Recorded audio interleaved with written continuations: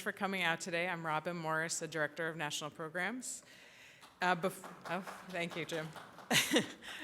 Before I do the formal introduction, I do have a little bit of housekeeping and town hall news for you. The big news is that our spring season is finalized.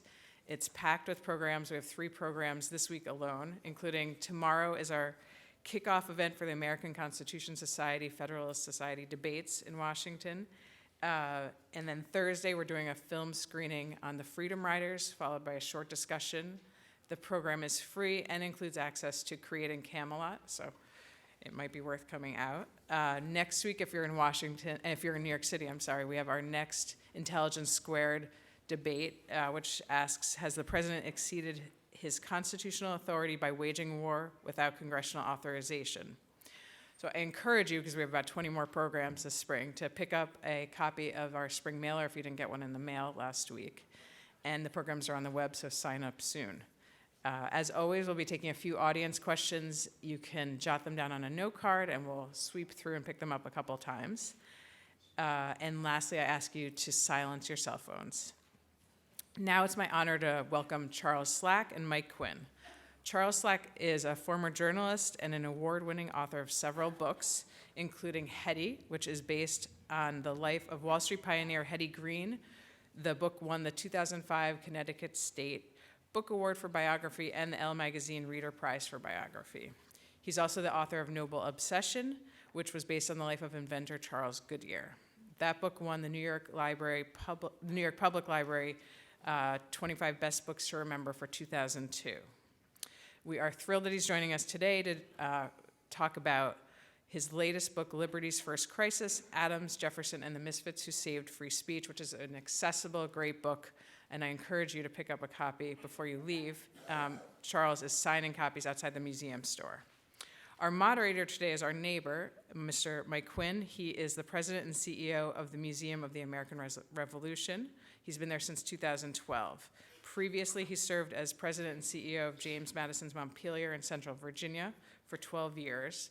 During his tenure, he transformed Montpelier from a private estate into a premier historic home with a vibrant educational center. Prior to his service at Montpelier, Mr. Quinn served as deputy director at George Washington's Mount Vernon. So if you walked at 2nd and Chestnut Street, and many of you maybe have seen this, the block is being transformed as the Museum of the American Revolution is being built. It's a pleasure to welcome him back to the center today, and please join me in welcoming Charles Slack and Mike Quinn.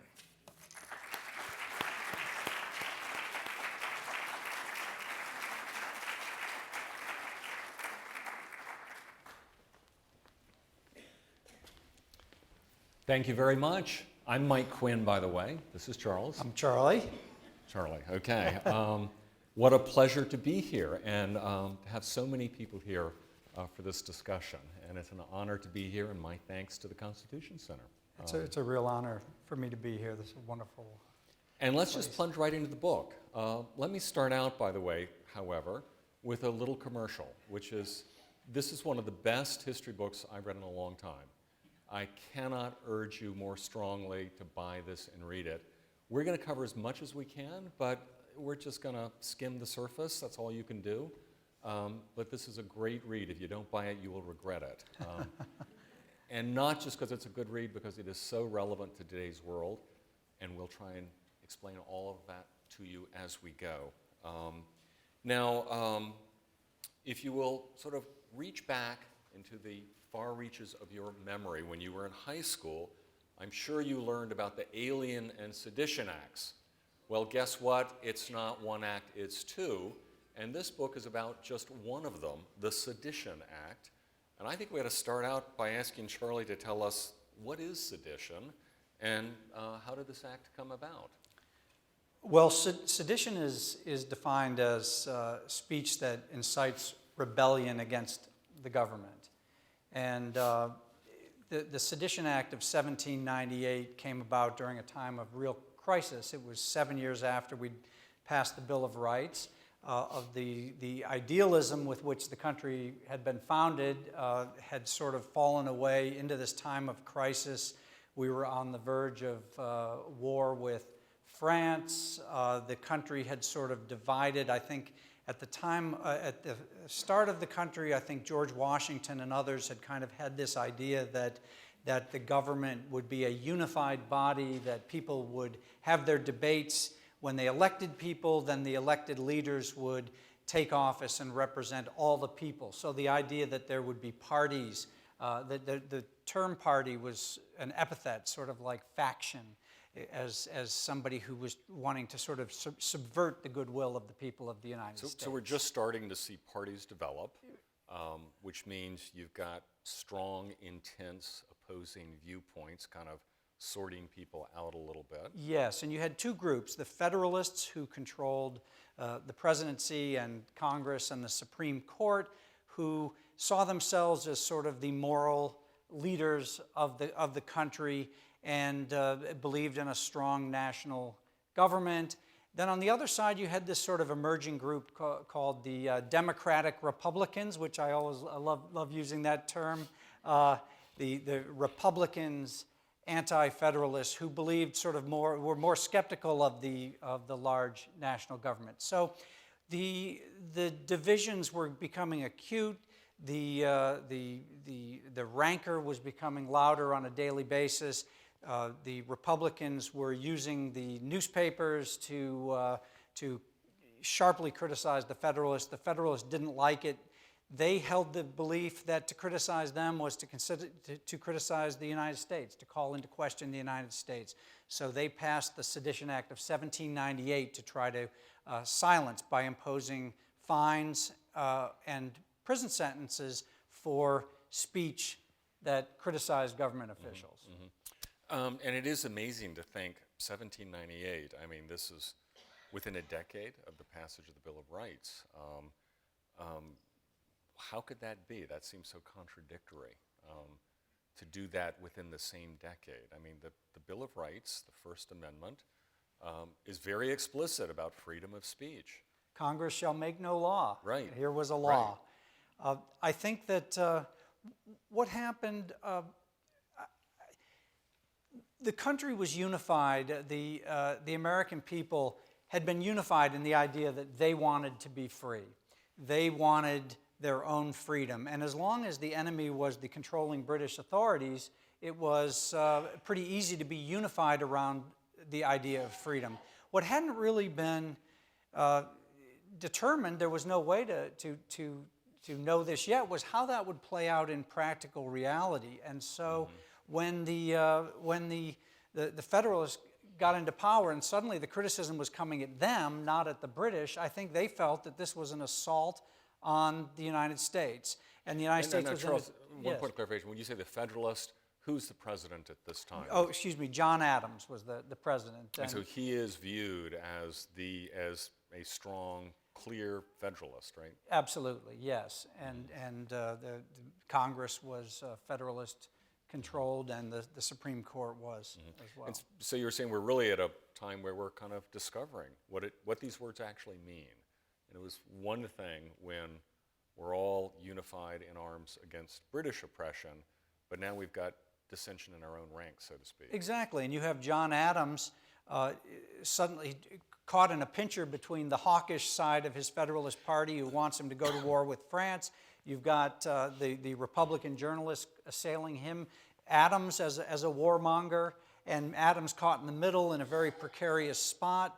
And you can sort of see, I mean, it's not hard to see the motivation when you see these sort of scurrilous items being published in the paper all the time. These things were making it very difficult for Adams and Congress to govern, and they felt that it was putting the country in danger. And these things in the paper, were they as vitriolic as what we see in today's papers? I think in a lot of ways more so. We tend to, I always love to see references to the need to return to the more civil era of journalism, because it was scurrilous. There was a lot rumor and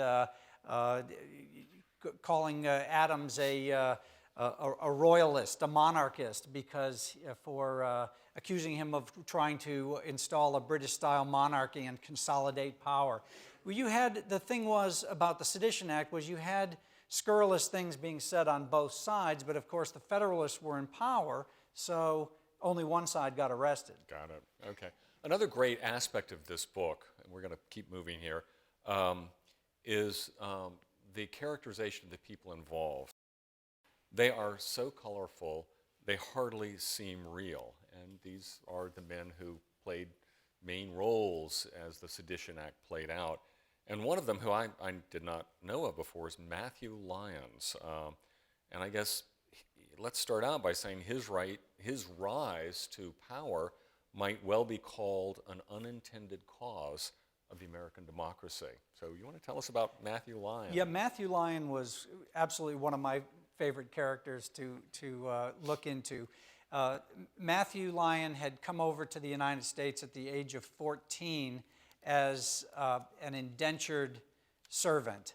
And his indenture was traded from time to time. At one point, he was his current owner of his indenture traded him for a pair of bulls, which was something that his enemies, he was sort of proud of that for his whole life, but anybody who raised it against him, that was fighting words. And he went to, he found Connecticut to be, even in the late 18th century, to be a bit too confining. So as soon as he was released from his indenture, he went up to the wilds of Vermont, and he fought in the Revolutionary War, founded a business empire after the war, ran a newspaper, got himself elected to Congress, and he came down from the wilds of Vermont to Philadelphia in 1797 to serve in Congress. He was ill-educated, kind of a street-fighting person. At that time, immigration, it's funny, you go back to 1798 and you can see people saying the same things about immigration, the same debates going on then as are going on now. Immigration's great, but the country's getting too crowded. This is 1798. A congressman from Massachusetts, Harrison Gray Otis, gave what is known as the Wild Irish speech. Irish immigrants in particular and German were alarming to the Federalists. And Harrison Gray Otis gave a speech in which he warned about hordes of wild Irishmen invading our shores. Well, here was Matthew Lyon, a wild Irishman, not just invading our shores, but invading Congress. And he became quite the lightning rod. He refused to back down from anybody. He refused to participate in ceremonies honoring John Adams because he felt they smacked of monarchy and royalism. He was engaged in a fist fight on the House floor. Unbelievable. There we go with more civility of the old days. Ultimately, he was arrested while campaigning for re-election. He was the first person to be formally arrested under this new Sedition Act because he had published a letter to the editor of a Vermont newspaper criticizing Adams, and he had given campaign speeches in which he had quoted Joel Barlow, a Connecticut poet and diplomat, as saying that John Adams belonged in a madhouse. And for that, he was arrested. And you know, I think I want to pause here, interrupt. Yeah, if I sure. can. I just think this is so stunning that if the idea of the Sedition Act is, you know, let's not have people criticize the government, yet the first application is a sitting member of Congress. Exactly. I mean, if nothing else, that starts to tell you how really oppressive this kind of law could be. Well, it converts, the problem with laws of this nature is that they convert freedom, liberty, individual rights, the right to free speech, from a right into a political privilege. And that's exactly what happened, because you could be arrested for assailing a Federalist member of Congress or John Adams, but Matthew Lyon was routinely assailed on the street and harassed and called all kinds of nasty names, but nobody arrested anybody for doing that to Matthew Lyon. So he was arrested? He was arrested, and he was put on trial in Rutland, Vermont, and he was convicted, sentenced to jail, thrown into a cold, drafty cell in Vergennes, Vermont, where he was attended by a kind of a sadistic jailkeeper named Jabez Fitch. And Lyon was the kind of guy that always, people liked him. He managed to draw his adherents to him that thought he was great, but he also made a lot of enemies. What the jail sentence did was it converted him from being this sort of lightning rod character into a martyr. And as he sat in jail, he became more and more popular, the legend of Matthew Lyons suffering for his free speech. And he wound up that winter in being reelected to Congress from his jail cell. But you also he still found, had to serve out. It was in December that he won re-election, and he wasn't released until February because his term wasn't up. And one interesting story, if I may, about when he was released, he was worried. He'd been publishing, he had a magazine called The Scourge of Aristocracy that his son was publishing in Vermont, keeping up the attacks on Adams and everybody. So he was concerned that he might get arrested as soon as he stepped out of jail, rearrested for his new sedition. So he invoked the constitutional provision that says that you can't be arrested if you're a member of Congress on your way to or from government business. So that was put in the Constitution, I think, to protect against, rounding up your opponents so that they wouldn't be on hand to vote against your bill or something. and it didn't stop there. What I found, I did think it's amazing. Your research is amazing to discover what his thoughts were and that he recorded them while he was in jail, and that again put him at risk for a second arrest. But it did not end there. When he got to Congress and took his seat in the House, what happened? Well, he returned to Congress and took his seat, and Federalist members of Congress promptly had set about trying to have him evicted from Congress for having gotten arrested. So let's talk about a catch-22. So they didn't want to. We can't have a criminal serving, and they won the popular vote in Congress. I think it was 49 to 44 or something, but you needed a 2/3 majority. So it was the second time Matthew Lyon survived an attempt to evict him. The first time was that fist fight when he had turned and spit in Federalist Roger Griswold's face. Now, as you read this book, you will quickly discover it not only had political implications of basically trying to suppress your political opponents, but in the field of journalism as well, because sedition can be, of course, that's, especially if you've got these strong opinions being printed, you go after the press. So one of the people mentioned in your book or described is someone known to all of us here in Philadelphia, Benjamin Beige. That's right. Benjamin Franklin Beige, as his name implies, was closely related to Benjamin Franklin. He was his grandson. And Beige had developed a sort of a lifelong love of France, and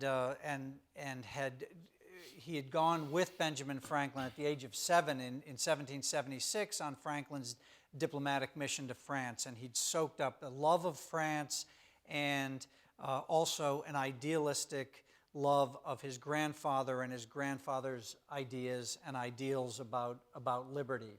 So when he came back to the United States, he was by Franklin's side at all times, was there by his bedside when he died. Benjamin Franklin left Benny, as he called him, all of his printing equipment, which turned out to sort of seal Benny's fate, because Benjamin Franklin Beige founded a newspaper called the Aurora in 1790, which quickly became a very politically oriented newspaper that really went after anybody who was in power. And I think that Beige, what he couldn't stand, he was a pure idealist. He was imbued with the ideals of his grandfather. What he couldn't stand to watch was the compromises being made. So he started out liking George Washington, and when George Washington declared neutrality in the war between England and France, and then subsequently signed the Jay Treaty, which seemed to be too favorable to the British, Benjamin Beige attacked Washington mercilessly, questioned his Revolutionary War service.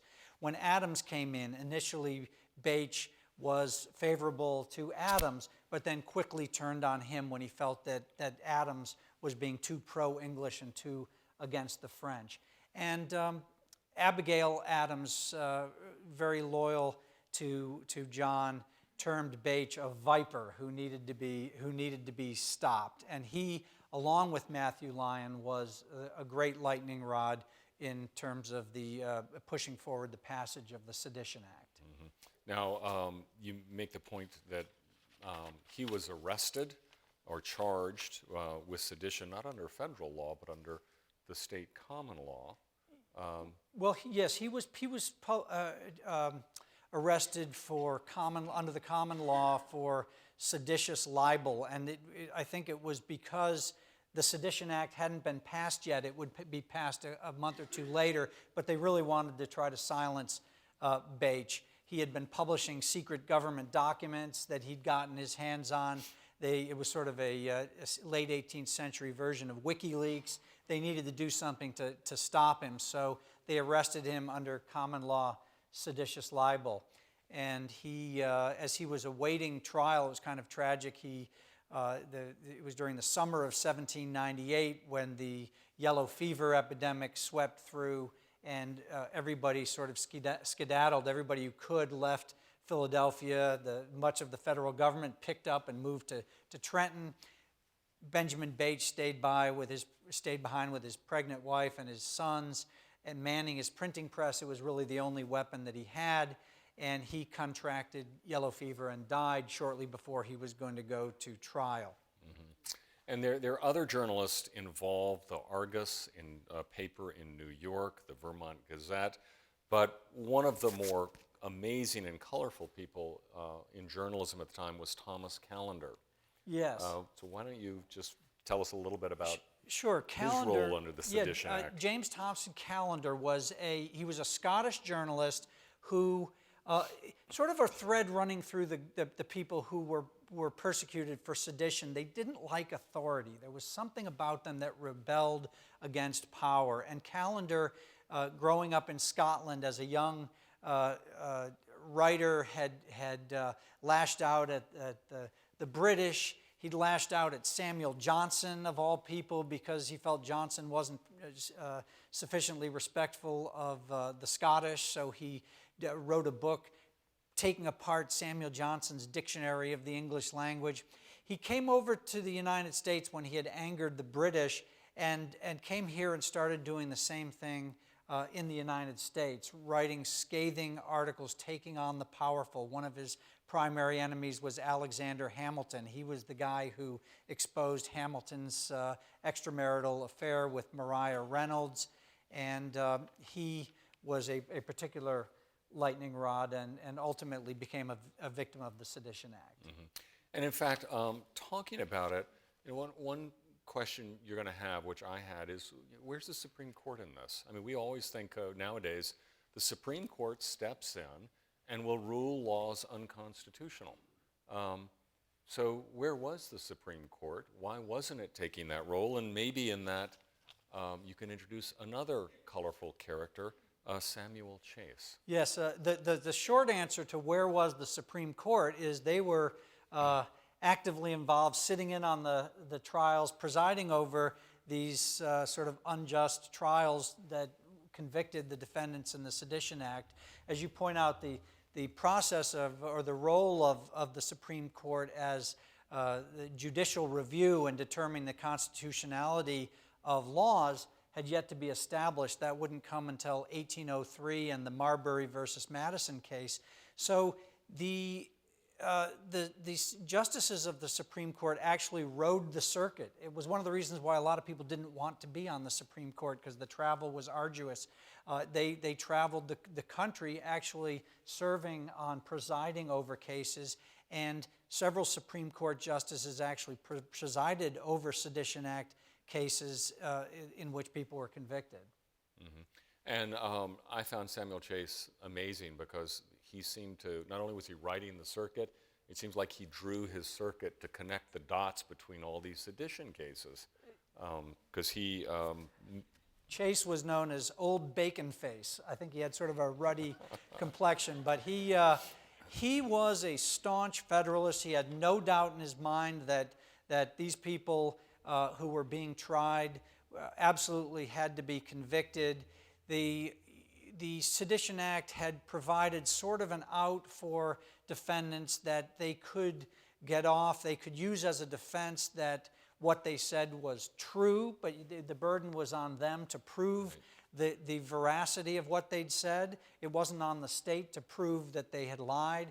And what we were dealing with in most cases was opinions. So you try to prove the truth or falsehood of your opinions. That's where the defendants found themselves in that spot. Well, Chase would sort of instruct juries in the cases that he presided over, which was really, it's not up to you, the jury, to decide whether this is a good law or a bad law. All the prosecution needs to prove is whether the person said or wrote what he's charged with saying or writing. And then it becomes the defendant's job to prove that it was truthful or factual. Exactly. So, but in the cases, it was manifestly clear that the person had actually said or written what they were charged with saying or writing. So these were just sort of kangaroo courts. They were just open and shut cases. And we've talked about effect on politicians, effect on the journalist. However, it didn't stop there. You bring to light a really interesting guy because he's so regular, a man named Luther Baldwin. Tell us how he ended up. Luther Baldwin is one of my captured by- favorite characters in the book, and I think that he serves a great example of how a law like the Sedition Act, which is intended to go after a few political figures or a few opponents, can actually reach its icy fingers down into the populace very quickly. Luther wasn't a politician or a writer. He was a waterman. He had a small boat, and he plied the waters in and around Newark, New Jersey. He had gone out drinking with some friends on one morning, and it so happened, it was in the summer of 1798, John Adams and Abigail were on their way from Philadelphia to Massachusetts. As they passed through Newark, as anywhere the presidential carriage went, a crowd was out to greet them. Now, Luther wasn't a big fan of the presidents. He was drunk. He was approaching another bar when the carriage went through, and some admirers of Adams set off a cannon salute. And one of Luther's friends said, pardon my language, they're shooting at his ass. And Luther said, I don't care if they shoot through his ass. And that was his response. And the bar owner who had stepped outside to see the parade was an admirer of Adams, and turned to Luther and said, that's sedition. And so this was a case, this became an ordeal for Luther Baldwin that went on for the better part of, for well over a year. There was a prosecutor named Lucius Horatio Stockton who was looking to make a good name for himself with Adams and figured this was his case. So he hounded Luther Baldwin for over a year with the charge that he had wickedly and maliciously and seditiously and many other ways slandered not just Adams but the United States of America.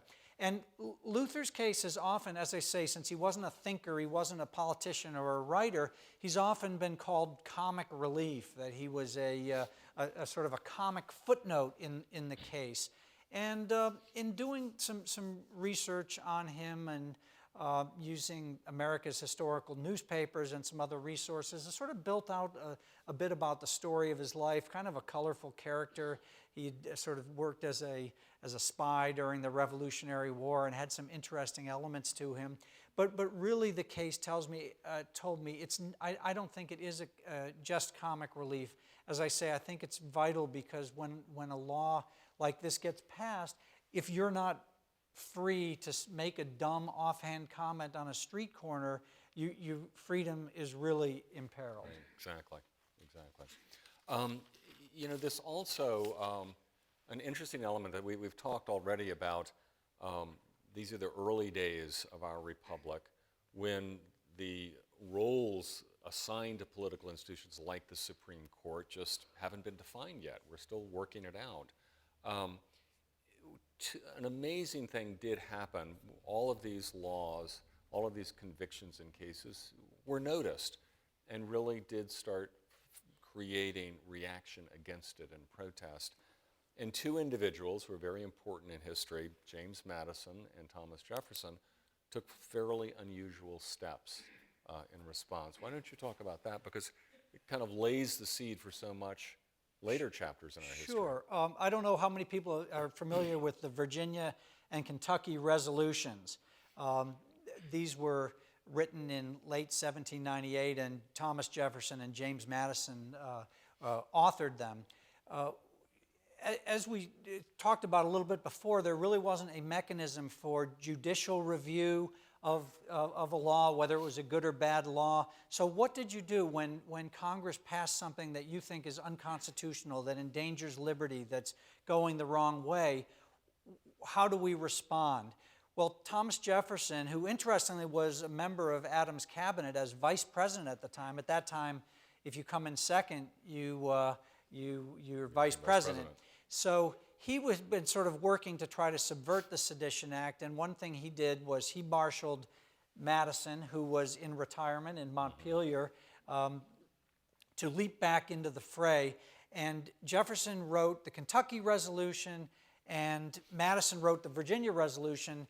And what these did was represented the state government opinion that that Congress has seriously erred here in passing the Sedition Act. And the threat, the veiled threat, was that if you continue with this and you keep wrong-headed measures like this, we don't have to stay in the in the government. Yeah, and you think about it. You think about how the nation was created through the Constitutional Convention.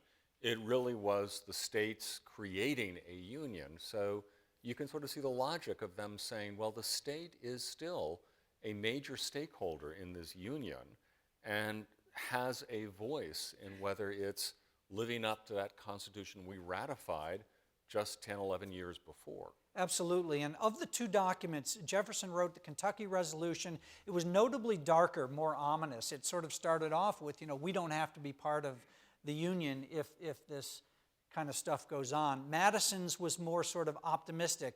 His was framed as look, it's our job as states to correct the federal government when it makes mistakes of this nature. But both of them sort of set the stage for what became known as nullification, the idea that you can invalidate laws and that states can, and ultimately Jefferson's name, one hopes Jefferson would have strongly disapproved of this, but in the years leading up to the Civil War, some southern states used the Kentucky Resolution in particular as sort of a pretext for the ability to withdraw from the Union if you disagree. Yeah, so there were two things in those resolutions. One, the state saying, we think this is an unconstitutional law, but as you say, that then starts getting close to this boundary of saying, well, it isn't going to be enforced in our state, and then the ultimate step of saying, we are so offended,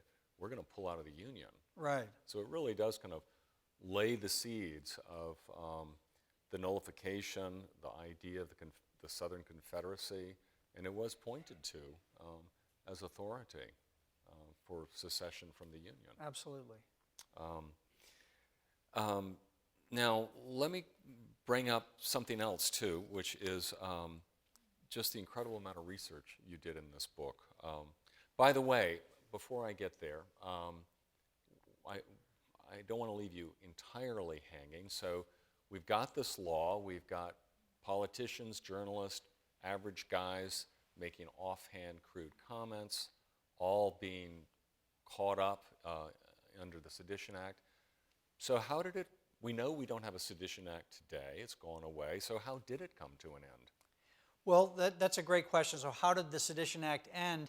The Federalists had been very smart about, or crafty about, the way they wrote the law and put it into action. They timed it to disappear at the end of their term in 1801, in March 3rd, 1801, the last day of their term and of the John Adams presidency, with the idea, I think, that if they were to be thrown out of office, which is what happened, partly because of the Sedition Act, that there would be no law under which they might be charged with sedition, and it would be easy enough to sort of reinstate it if they thought it had been doing a good job. So it sort of quietly faded away, and the Republicans, the Jefferson administration made no effort to reinstall it.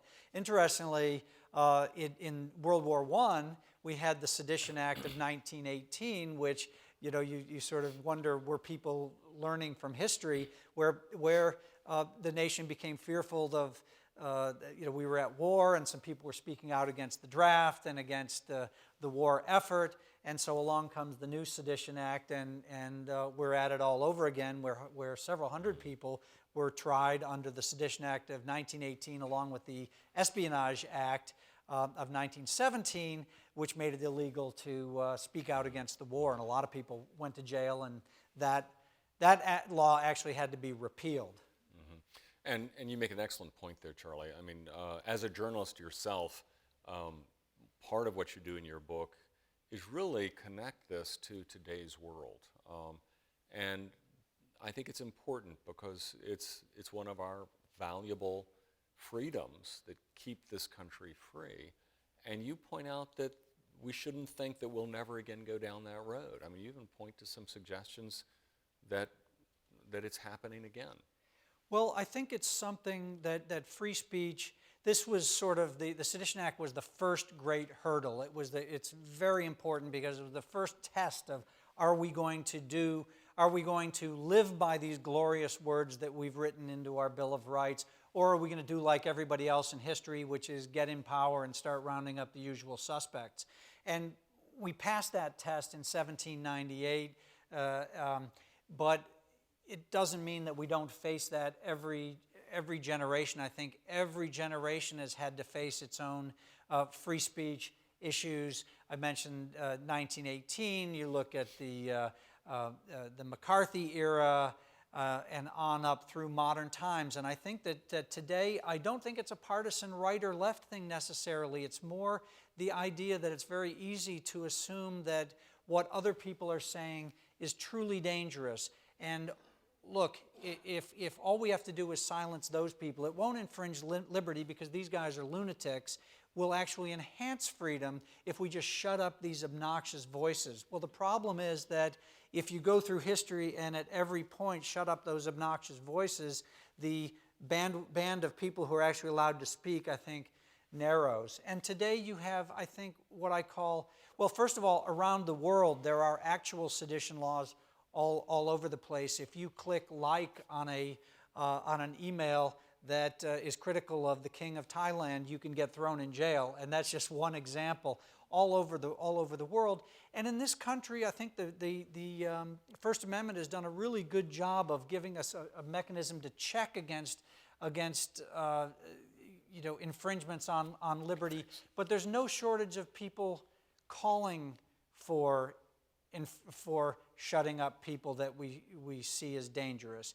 And we also see, if I can jump in, I think that's a good point because,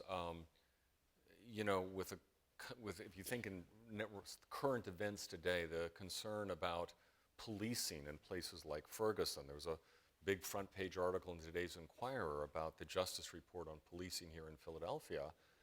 Part of this issue is inflammatory speech. Do we really, it can lead to problems. What do we want? What are we going to do about this? Should we do something about it? And this starts shifting the standard, as a point you make in your book.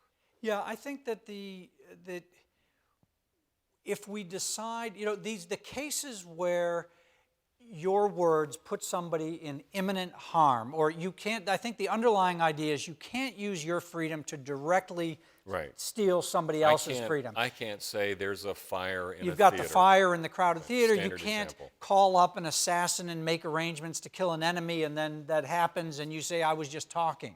You can't use your freedom to move around, to go into your neighbor's house and steal the television set. It's those points. And these are very complicated fine lines. Where do rights clash? Where is there a direct, your use of your free speech But if robs I start mine? saying But if where that line can't be is, did what you say give me great offense? Sure. That I criticize your heritage. Right, even deep offense, because what happens when you decide that giving offense is actionable, you really destroy liberty, because what you do is you take freedom out of the hands. It's no longer the right of the speaker, it's the right of the listener. And the bar is not, this is what I want to say, this is my belief, even if you find it offensive. It's, did I find that offensive? And when you put that into place, really speech becomes a political privilege rather than a right. When that right transfers from the speaker to the listener, and then it's really, do you have political cover or not? Do the people in power side with you or side with your opponents? That's what we saw in the Sedition Act of 1798, and I think that's what we would see today. And I think that's kind of a great kind of culminating statement of the real importance of the history you've brought out in this book. And I do want to add one point. Throughout, I was so impressed with the research you did to find out what Matthew Lyon was thinking in jail, to see the number report of petitions to Congress protesting the Sedition Act. I want to compliment you on your research, but also on really organizing and sifting through that to make just a powerful narrative. Well, thank you. And it's amazing the amount of things you can find online these days for research. I mentioned America's Historical Research, newspapers, the Annals of Congress, and all of these things. But there's no substitute for actually going to places and visiting institutions. And so in Philadelphia, the American Philosophical, the National Park Library, and Sue Habgood, who is here, is a friend of mine who operates historical tours of Philadelphia, is a wonderful proponent of Philadelphia, and gave me a wonderful grounding in the history. And I had lots of help through my research process. Okay. Now I'm going to get to some questions from our audience. Thank you for whoever brought these up here. We'll start out with an historical question. Did Matthew Lyon fight Matthew Griswold? I think it was. Yes. Wasn't it Roger Griswold? No, it was Roger Griswold. Roger Griswold, yes. I think you mean. Did Matthew Lyon fight Roger Griswold of Lyme, Connecticut? Yeah, Roger Griswold was a Connecticut congressman. I didn't go into this detail. I mentioned they had a fight, and if I can have a moment, because it's really a colorful story. Matthew Lyon was on the floor of Congress one day. It was during a break, and he was talking to the speaker and saying that, well, if he was in Connecticut, if he was back in Connecticut, he could whip Connecticut into shape. They don't have good representatives. The Federalists are too strong there. And Roger Griswold, who was a Connecticut Federalist, said, well, I had had enough. And he turned and he said, if you go into Connecticut, you'd better wear your wooden sword. And that was a reference to a period where, during the Revolutionary War, where Lyon had been accused of when some men under him deserted, he'd been accused of cowardice. He was exonerated, but the rumor had spread that he'd been forced to wear a wooden sword as a symbol of cowardice. So Roger Griswold said, you'd better wear a wooden sword. Lyon pretended not to hear him. Griswold got up and approached from behind and repeated the comment. Matthew Lyon, if he'd been a gentleman, he would have called for a duel at sunrise. He wasn't a gentleman. He was a street fighter. He turned and spit in Roger Griswold's face. And so everybody was stunned silence. You think Congress wastes its time today? They spent the next 2 weeks. You don't believe, going through Annals of Congress, they're still talking about this, pages and pages, about this airborne gob of saliva. They were trying to get Lyon kicked out of Congress. They failed to muster the votes to have him ejected. So Griswold figured it's time to take matters into his own hands. He walks into Congress one day carrying a stout stick. He spots Matthew Lyon, hits him over the head with the stick. Lyon makes his way to the fireplace, and this was in Congress Hall, makes his way to the fireplace, grabs a pair of fire tongs, and they go at it, and bloodied but not permanently injured, that was their great brawl. So next time you're in Congress Hall, imagine this fight, because it really The return to the days of civility. Right. Another historical question. Do you think, what was Jefferson doing through all of this? This is before he was elected president. Of course, we've talked a little bit about the Kentucky Resolution.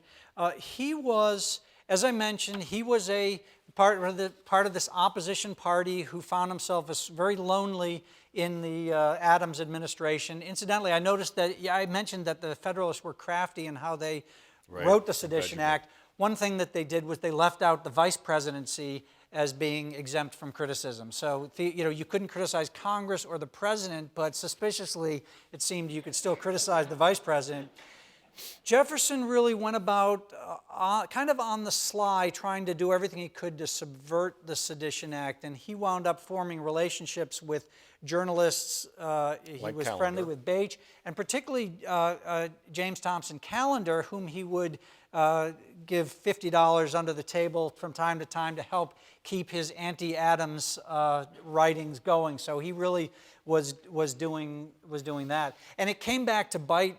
His relationship with Callender came back to bite him years later. I don't have time to go too much into it, but Callender, when Jefferson was elected president, Callender assumed that he'd be in line for a public office, and Jefferson didn't want to have anything more to do with Callender because Callender was kind of a wild, unhinged alcoholic. He was a brilliant journalist, but you never knew what he was going to say or do. He wasn't the kind of person that Jefferson wanted in his administration. Didn't give him the appointment. Callender wound up exposing the Sally Hemings affair, which he broke was that story rumored to for 200 years, and then sort of DNA made it seem like a lot more than a rumor in the 1990s, and so Callender's journalism lives on. Right. Okay. And we have a number of questions about how this does relate to today's world. Do you think citing early political rancor in any way justifies the current behavior of our political leaders? Well, I don't know how to answer that. I mean, in terms of what they say about each other, I don't know. I mean, I think that's sort of for each person to decide for him or herself what is appropriate and what's not appropriate. Yeah, I think I would agree discourse. with that. Yeah. My real point in the book is, and I really hope to not be partisan in the book, it's more about the idea that, look, let's keep fighting each other. I don't mind the rancor. I think rancor, chaos is sort of, people from other countries sometimes look at the United States and they see some nut job out there saying these crazy things and embarrassing the president or embarrassing the country, and boy, why can't they do anything about that? They must be weak. I see that as a sign of strength. I don't think there's anything wrong with rancor. And you make the nice point in your book that in Jefferson's first inaugural address, he talks about we're all Republicans, we're all Federalists, right. And he said and he makes the specifically, point, we are strong. Our nation is strong enough to withstand internal debate. And what if you have somebody saying, down with the United States? That's okay. Right. We can overcome it. And so I think I like the rancor. I think we need to keep it up, and we just need to commit ourselves to two things. One is, if you're deeply offended by what somebody else says, you don't take matters into your own hands and bomb them. You fight back with words, and you don't call the police. Who was it that said the best response to bad words is truth? Is better words. A number of better people. Words. Yeah, I don't have the words correctly. Anthony Lewis was one person who said. I mean, lots of people have sort of said that one way. Okay, would you comment on the Sons of the Confederacy versus the state of Texas over a license plate logo? Did I get that right? So I presume what's going on here is a group wants a Confederate flag on a state license plate. on the state license plate.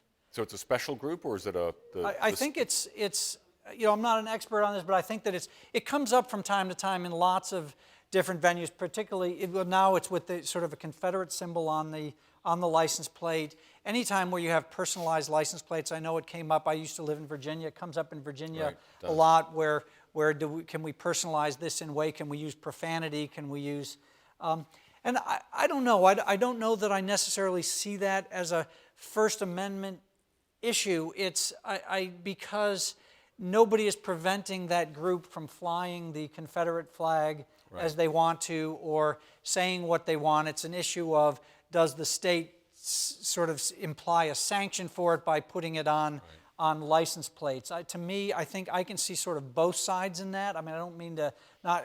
to cop out by not coming down hard and fast on one side or the other. But to me, a more compelling would be rounding up this group, and because they had been putting out a newsletter that had the Confederate symbol on it, and arresting them or shutting down their newsletter. I was just thinking the same thing. If you propose that logo, you're just getting denied. You're not getting thrown in jail and fined. So the state may be drawing the line. We don't look like we are sanctioning your speech, but they're doing nothing to impede it in every other. Yeah, I mean, it's sort of similar. medium. You see speech cases arising on campuses where, there's a recent case where fraternity brothers shouting racist things from their, allegedly, and is this, does the school, as a state-supported school, have the right to shut them down? I mean, I think that there again, I think universities as institutions are well within their rights to establish codes of conduct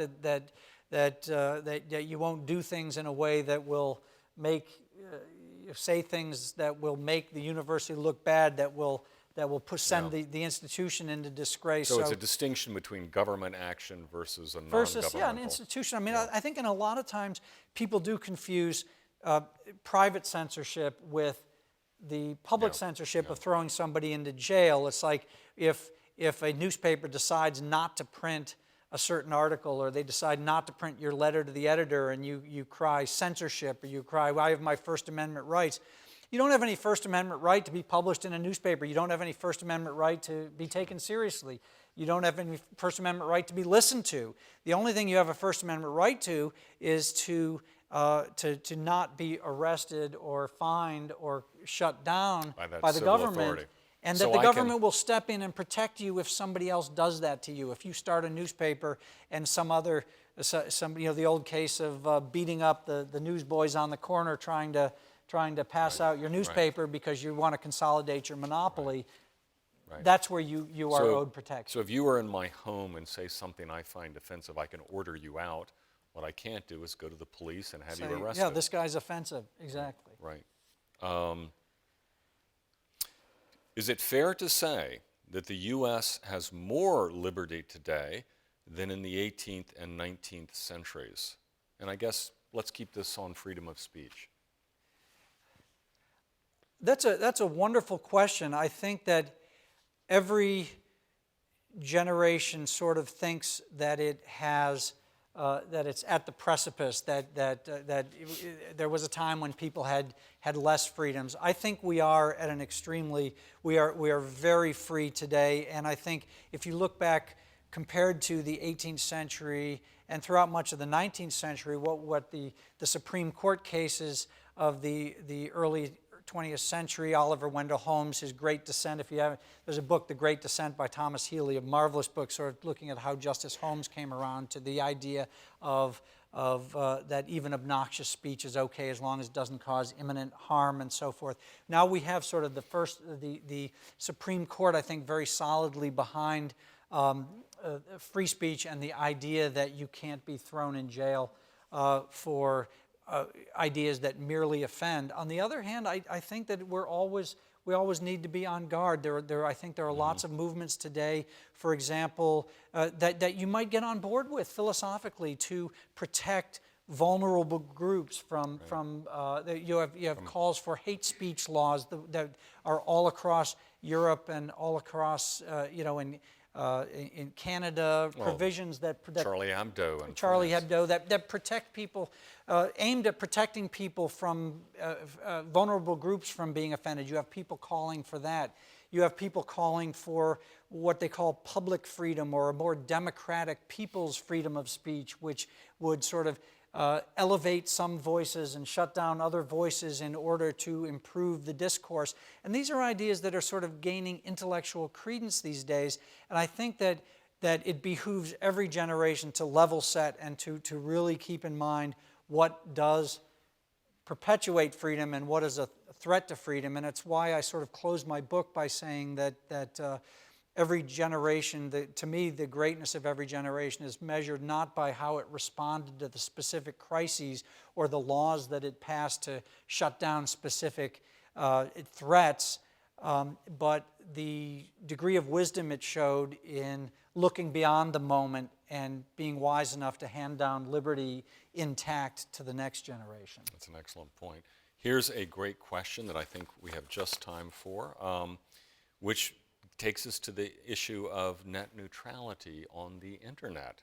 How does concepts of freedom of speech translate to a means of communication that was inconceivable at the time of the Bill of Rights? That's a great point. Well, the internet, it's easy to sort of talk about each new technological change as well. The founders never envisioned this. The founders never saw that. So, and it's usually a pretext for, individual rights, liberty, the First Amendment. Those were fine in their place, but now we really need to rethink. And I think that the internet poses all kinds of new situations where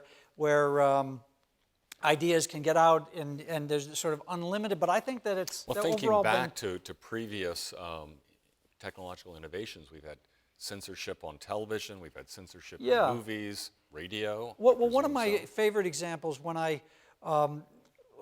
that I quote in the book was Cass Sunstein, who was President Obama's chief regulatory czar. He now teaches at Harvard, and he's written on what he sees as sort of the need to kind of control speech or to rethink speech as, is it doing its proper job of promoting discourse and everything? And he wrote a book in which he said, astonishing technological changes have created the new situation in which we really need to rethink free speech, and he called for what he called the New Deal for speech. Well, that book was written in 1993, and the terrific threats that he cited were newspapers and broadcasting stations. Now, we all know what happened to newspapers and broadcasting stations, and along comes the internet. So what happens if I'm sure there's, and I know that there are all kinds of people saying, well, the internet, now, the founders never, look back at the newspapers, that was great for the First Amendment, but now this sort of unregulated, scary environment known as the internet, the founders never envisioned that. We need to clamp down now. We need to start regulating. Well, what if we do that? Who knows how people will be communicating? It's your point about... It's all the more important to hold on to your freedom, right. to hold on to your principles. Pass it on, and what we pass on to the next generation. Yeah. So, well, thank you, Charlie. This has been wonderful. And again, I hope you will all read this book. I want to really thank you. I think what you've done in bringing history, making it accessible, opening up details, inspiring storylines, and of course, really colorful characters is really laudable. So thank you for Thanks your so book. much. It's been a real honor to be here. To be here in the cradle of liberty and one of the world's great cities and talk about this has been a real joy. Thank you for having me. And our thanks to the Constitution Center. Yes, thank you so much to the Constitution Center. All right. Thank you all for coming. Thanks. That was great. fun. I really